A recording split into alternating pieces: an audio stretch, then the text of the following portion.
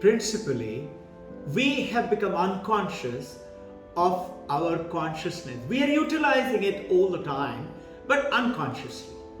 You are utilizing it for eating, sleeping, enjoying, having fun, going a party, or reading, or learning a skill, or doing things, or playing cricket, whatever. It's your consciousness. Imagine, can I do all that if I am unconscious? If I'm in coma, or if I'm being injected to be operated in the hospital bed, I'm lying there. Can I do anything? No, I'm unconscious. I'm not connected to who I really am, and that who am I? I am the Chaturtham. As per Mandukya Upanishad, it is Turiya. This is who we are. In explaining in a short YouTube film, Mandukya Upanishad tells you, all of us live for existence every minute of the day. One is waking. When we go away from waking state to dream and sleep is the second state. And the third is the deep sleep state. And these three states cannot be there unless I am conscious. So, waking state, I'm conscious. The light of the consciousness comes into the waking state to make me realize what am I doing, learning, playing, eating, having fun, whatever. When I'm in the dream sleep, same consciousness comes into it and makes me aware of my dream state. And I remember when I wake up, I had a big dream. Good dream, bad dream. Now comes with this sunshine-like consciousness light falls on the awakened state, falls on the dream sleep state to tell us events of our life, and we remember them. When I go to the deep sleep state, there is no memory, there is no events, nothing, no mind, no thoughts, nothing as per Mandukya Upanishad. But when I wake up from deep sleep, I remember it was a deep, wonderful sleep, and I feel so refreshed. How do I know that? No mind, no thoughts. The consciousness which was there to illuminate the deep sleep, what? It tells us that experiencing, not experiencing state. It's a blank state, but I'm experiencing that blank state. That is the deep sleep. So Jagrat, Swapna, deep sleep, Sushupti.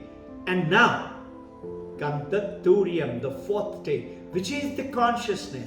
Now this consciousness, if you and I have forgotten about it, we are utilizing it all the time.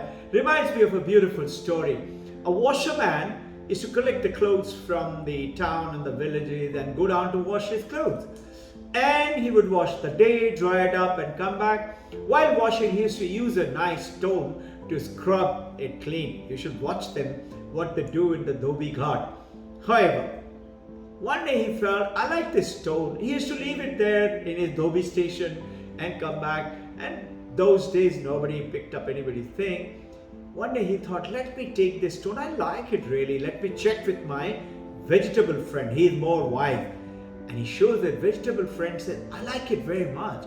I'll give you 10 kgs of brinjal. And kg of brinjal was quite expensive. The Dhobi was tempted, but he somehow didn't sell it.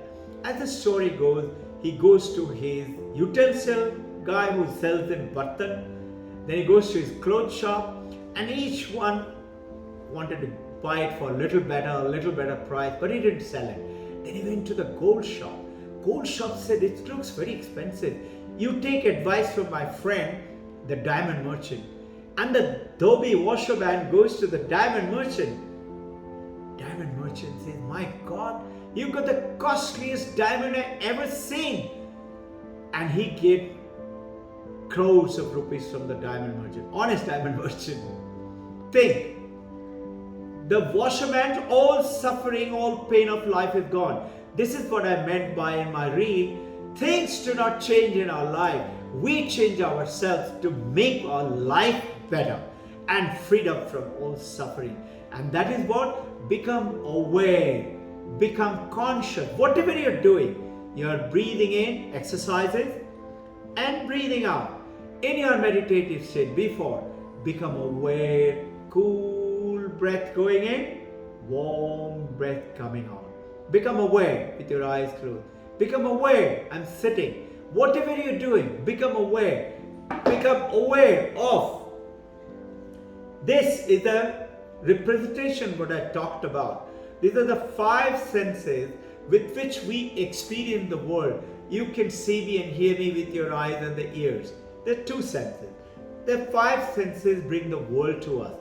To the body and then to the brain. So, let's say I see this tree. Tree does not enter my eye. I'll go blind then. But the image, light falls on it. An image is created into the optical lens of my eye, which sends tiny particles of electricity to the brain. Brain sends tiny particles of electricity through the neurons into the mind. Did you know our mind, yours and my mind, our brain, our senses do not have any power, no power, even though we are alive. What has the power? This is the C for consciousness. This consciousness is the light which falls on the mind, illuminates and empowers the mind.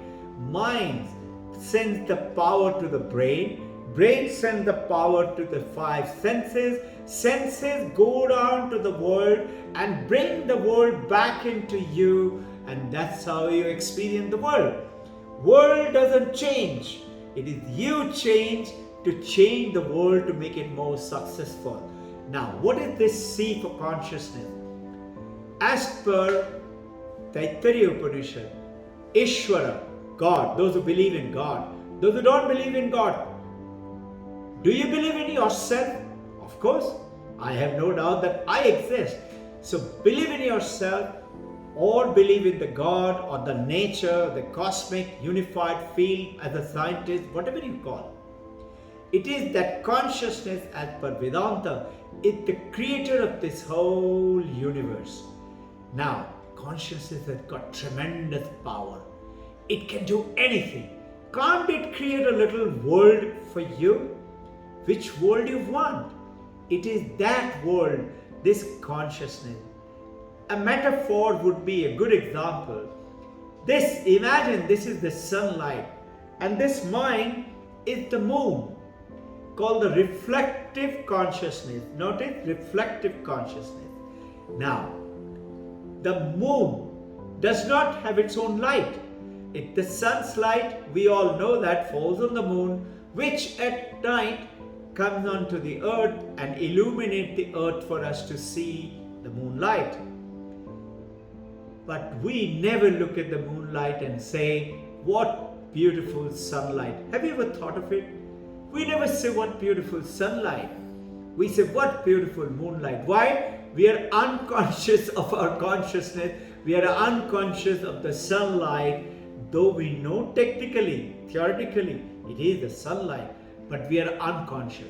Just like that, that earth cannot be illuminated if the moon wasn't there, and the moon cannot be illuminated if the sun wasn't there. This sunlight, consciousness light, it's very powerful, and it is totally detached. You are that consciousness. You are totally detached. Like what?